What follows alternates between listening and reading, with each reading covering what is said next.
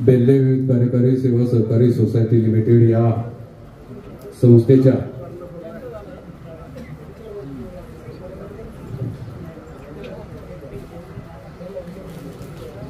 सर्व सभासदांच्या या ठिकाणी जाग्यावर जाऊन सेवा सहकारी सोसायटी लिमिटेड बेल्ले या सहकारी संस्थेच्या नाबार्ड आणि AIP अंतर्गत केंद्र सरकारच्या WLGS world's largest grain storage या योजनेअंतर्गत PM भांडार अन्न भांडार या योजनेअंतर्गत मंजूर झालेल्या गोडाऊनचा किंवा गोदामाचा भूमिपूजनाच्या प्रसंगी ज्यांच्या हस्ते भूमिपूजन संपन्न झालं ते आपल्या पुणे जिल्ह्याचे सुपुत्र उच्च विद्याविभूषित मान्य दीपक तावरे साहेब आयुक्त सहकार यांचं मी प्रथमतः सर्व उपस्थितांच्या वतीने बेल्ले सोसायटीच्या वतीने संचालक मंडळाच्या वतीने मनपूर्वक स्वागत करतो।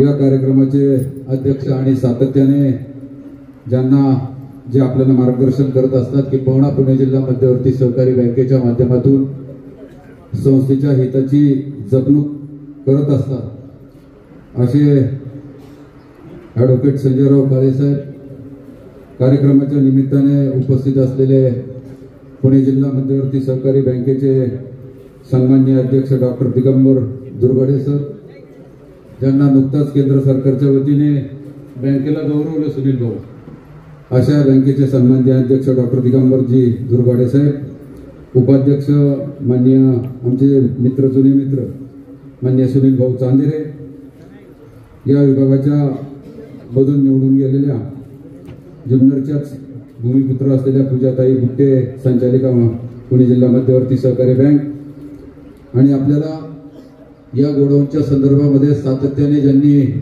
पाठपुरावा केला, अगदी कलेक्टर साहेब असतील किंवा प्रांत साहेब असतील किंबहुना तहसीलदार साहेब असतील, अगदी खालच्या स्तरावरच्या ऑफिसपर्यंत भूमी अभिलेख असेल, या सर्वांच्या मध्ये ज्यांनी खूप मोठी मोलाची मदत केली ते आपल्या तालुक्याचे, आपल्या जिल्ह्याचे जिल्हा उपनिबंधक आणि पुणे जिल्ह्याचेच भूमिपुत्र असलेले माननीय प्रकाशजी जगताप साहेब, कार्यक्रमाच्या निमित्ताने उपस्थित असलेले ज्यांचं सातत्याने या गोडाऊनच्या संदर्भामध्ये कागदपत्र पूर्ण करण्यामध्ये सिंहाचा वाटा राहिला ते आपल्या तालुक्याचे सहाय्यक निबंधक डॉक्टर गजेंद्रजी देशमुख, व्यासपीठावरील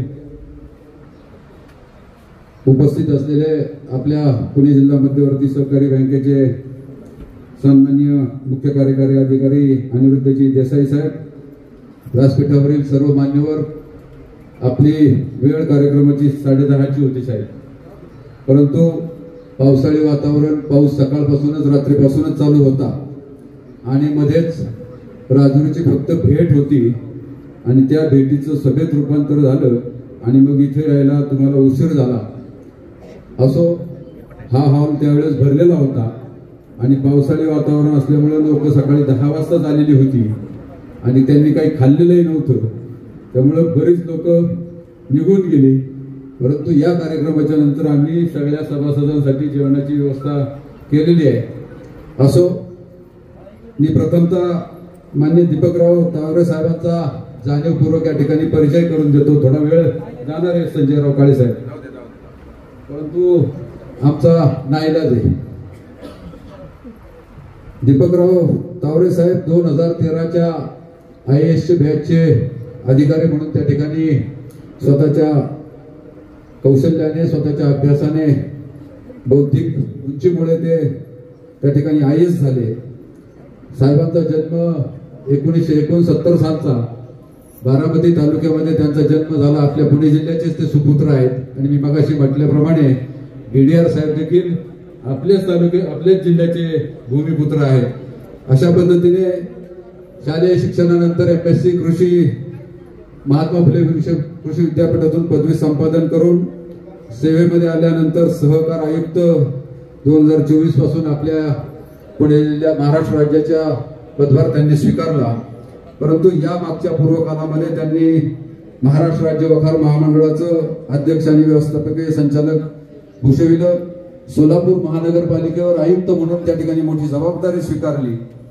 अशा पद्धतीनेच विभागीय सहनिबंधक सहकारी संस्था पुणे विभाग, त्याचबरोबर सहसंचालक साखर आयुक्तालय, व्यवस्थापकीय संचालक महाराष्ट्र राज्य सहकारी ग्राहक महासंघ मुंबई आणि पणन संचालकांचा अतिरिक्त कार्यभार, त्याचबरोबर केंद्रीय विज्ञान आणि तंत्रज्ञान आणि पृथ्वी विज्ञान मंत्री भारत सरकार नवी दिल्ली यांचे विशेष कर्तव्य अधिकारी म्हणून त्या ठिकाणी आपल्या कर्तृत्वाची चुणूक त्यांनी दाखवलेली आहे. आणि त्यापुढे जाऊन सांगायला अभिमान वाटतो की महाराष्ट्र राज्याच्या मुख्यमंत्र्यांचे तत्कालीन मुख्यमंत्र्यांचे 2006 ते 2008 या कालखंडामध्ये खाजगी सचिव म्हणून त्यांनी कामकाज पाहिलं. उपमहाव्यवस्थापक महाराष्ट्र कृषी पणन मंडळ, जिल्हा उपनिबंधक सहकारी संस्था, जिल्हा उपनिबंधक सहकारी संस्था लातूर आणि त्याचबरोबर सहकारातील त्यांचा खूप मोठा असून अनुभव आहे. कृषी उत्पन्न बाजार समितीचे लातूरचे प्रशासक म्हणून काम पाहिलं. जिल्हा मध्यवर्ती बँक सहकारी बँक उस्मानाबादचे प्रशासक म्हणून, कृष्णा व्हॅली नागरी सहकारी बँक प्रशासक म्हणून त्या ठिकाणी काम पाहिलं आणि प्रशासक कृषी उत्पन्न बाजार समिती पुणे, अशा पद्धतीने त्यांच्या कार्यकर्तृत्वाचा आलेख नेहमी सातत्याने उंचावत राहिलेला आहे. आता मुख्य कार्यक्रमाकडे वळत असताना साहेब, आमच्या या सोसायटीची स्थापना तत्कालीन समाज धोरणांनी स्वातंत्र्यपूर्व काळामध्ये 1917 साली या बँकेची या सोसायटीची स्थापना झाली. त्यानंतर आपल्या जिल्हा बँकेची स्थापना पुढच्या महिन्यात झाली. म्हणजे सहकार क्षेत्रामध्ये या गावचं पाऊल पहिल्यांदा पडलं ते 1917 साली. गावठाणामध्ये 1968 साली त्या ठिकाणी इमारत उभी राहिली आणि त्या इमारतीचं उद्घाटन आणि कार्यक्रमाचे अध्यक्ष म्हणून आपले माजी खासदार अनंतराव पाटील हे त्यावेळेस उपस्थित राहिलेले होते आणि त्यांच्या हस्ते भूमिपूजन उद्घाटन झालेलं होतं. आणि कार्यक्रमाचे अध्यक्ष योगायोग पहा, आज गोडाऊनचा भूमिपूजन समारंभ संजयराव काळे साहेबांच्या हस्ते होतोय किंवा अध्यक्षतेखाली होतोय. आणि त्याच वेळेस आमच्या तालुक्याचे सहकार महर्षी आदरणीय स्वर्गीय शिवाजीराव दादा काळे साहेब हे त्या कार्यक्रमाचे अध्यक्ष होते. हा असा योगायोग आज जुळून आलेला आहे आणि ही गोष्ट संजयराव काळे साहेब आमच्या संस्थेला अभिमानाची बाब आहे. या निमित्ताने जिल्हा बँकेच्या सर्व पदाधिकाऱ्यांना विनंती करणार आहे की आमच्या संस्थेकडे आपण विशेष असं लक्ष द्यावं, ही या निमित्ताने भावना व्यक्त करत असताना त्या कालखंडामध्ये शेतकऱ्यांच्या गरजा पुरवण्यासाठी सावकार असायचे, परंतु या संस्थेच्या माध्यमातून हा कारभार पुढे जात असताना 1968 साली गावठाणामध्ये एक टुमदार इमारत उभी राहिली. या गावामध्ये 16 सहकारी पतसंस्था आहेत, त्यांचं सर्वांचं काम आदर्शवत चाललेलं आहे. जिल्हा बँकेची आपली एक शाखा आहे, इतर सहकारी बँका 2 आहेत आणि राष्ट्रीयकृत बँक 1 आहे. अशा प्रकारे या गावामध्ये आर्थिक जो पुरवठा जो होत आहे तो विशेष करून पतसंस्था असेल किंबहुना आपल्या संस्थेच्या माध्यमातून होत आहे. या संस्थेच्या माध्यमातून पीक कर्ज, त्याचबरोबर मध्यम मुदतीचं कर्ज, गाई गोठा कर्ज, बळीराजा, कुक्कुटपालन, शेळीमेंढी पालन, ट्रॅक्टर, शेती अवजारे या संदर्भामध्ये खूप मोठा असा या निमित्ताने आर्थिक पुरवठा केलेला आहे.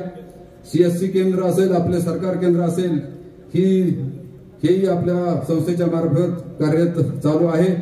खते औषधाच्या परवानग्या प्राप्त झालेल्या आहेत, लवकरच आम्ही तेही सुरू करत आहोत. त्याचबरोबरीने आता सध्या आपण सोयाबीन असेल किंवा ऊस पीक असेल यासाठी फवारणीची गरज लागते. ऊस पिकासाठी 3 फवारण्यांची गरज असते आणि मग ते ऊस मोठे झाल्यावर फवारण्या करता येत नाहीत. यासाठी ड्रोनची देखील आम्ही माहिती घेतली आणि लवकरच तो ड्रोन आम्ही खरेदी करत आहोत. यासाठी ट्रेनिंग देण्यासाठी देखील आम्हाला नाबार्डच्या अधिकाऱ्यांकडून सहकार्य झालेलं आहे. अशा पद्धतीने सोयाबीनच्या पिकामध्ये जायला कोणी धजवत नाही. या ठिकाणी अनेक सरपटणारे प्राणी, त्यामध्ये विशेष करून मान्यार असेल, फुरसे असेल, नाग असेल, यामध्ये सर्पदंश होण्याची भीती असते. म्हणून तो ड्रोन देखील आम्ही खरेदी करण्याचा मनोदय किंवा खरेदी करणार आहोत. ही भावना या निमित्ताने व्यक्त करत असताना जागा उपलब्ध झाल्यास या पुढच्या काळामध्ये संस्थेच्या माध्यमातून पेट्रोल डिझेल पंप असेल किंबहुना गॅस एजन्सी असेल, CNG पंप असेल, हे देखील जागा उपलब्ध जर झाली तर ते देखील आपण सुरू करणार आहोत. त्याचबरोबरीने आज हा जो वर्ल्ड लार्जेस्ट ग्रेन स्टोरेजचा पंतप्रधानांच्या गोदाम योजनेचा हा जो काही या ठिकाणी भूमिपूजन समारंभ होत आहे यासाठी जवळजवळ 63 लाख रुपयाचा प्रस्तावित अंदाजित खर्च आहे. 33.33% अनुदान मिळणार आहे आणि 4% कर्ज व्याजदर त्याला असणार आहे. त्यामध्ये 3% व्याजदराची सवलत देखील आपल्याला मिळणार आहे. 1% व्याज फक्त त्या कर्जावर आपल्या संस्थेला भरावा लागणार आहे. म्हणजे जवळजवळ हे फुकटच आपल्याला होणार आहे.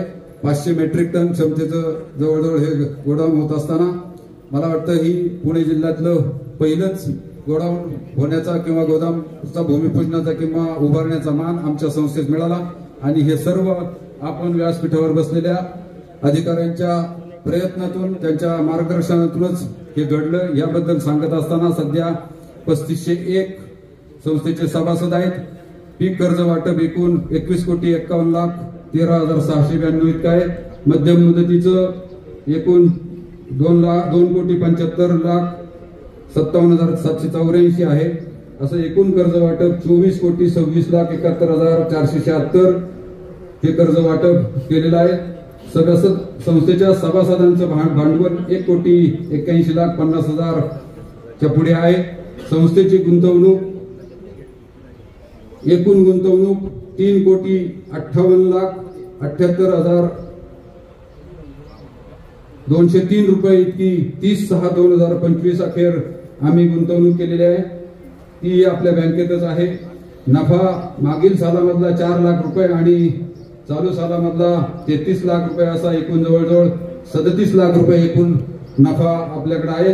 2022-23 असेल 2023-24 असेल या दोनही वर्षात संस्थेला अवर्ग प्राप्त झालेला आहे आणि ही संस्थेच्या दृष्टीने आणि सभासदांच्या दृष्टीने गौरवाची बाब आहे.